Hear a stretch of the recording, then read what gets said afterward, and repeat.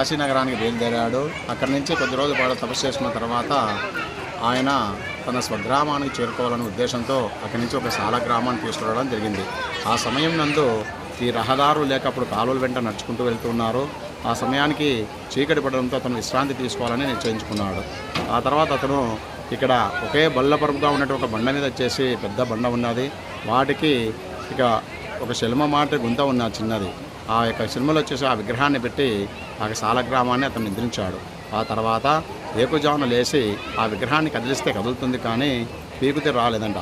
అప్పుడు ఆ యొక్క విగ్రహం భిన్నమవుతుందన్న ఉద్దేశంతో అతను అక్కడే నిద్రించాడంట. అప్పుడు స్వామివారి కళలో కనిపించి నన్ను ఇక్కడ నువ్వు ప్రతిష్ఠించావు, నువ్వు వెళ్ళిపో అని చెప్పాడంట. ఆ తర్వాత కొంతకాలానికి ఇక్కడ బస్సులు కాపుకున్నటువంటి వారు వచ్చి ఇక్కడ శివుడు ఉన్నాడు, శివుని ఎవరో ప్రతిష్ఠించారని తెలిసి కొందరు కూడా తెలుసుకున్నారంట.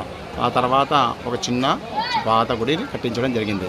ఆ విధంగా గుడి కట్టించిన తర్వాత ఇక్కడికి రావడానికి సరైన రహదారులు లేక అన్నీ బాగా లేకుండా ఉన్నాయి. ఆ సమయం నందు ఇక్కడ కొత్త గుడి నిర్మించాలి, ప్రజలందరూ కూడా ఇబ్బందులు పడుతున్నారనే ఉద్దేశంతో 1990వ సంవత్సరం చివరిలో ఇక్కడ డిసెంబర్ నెలలో నిశ్చయించుకున్నారు. శివరాత్రి రోజు ఆలగడ్డ మండలం గుడి నిర్మించుకోవడం జరుగుతుంది. సర్వే జనాః సుఖినో భవంతు.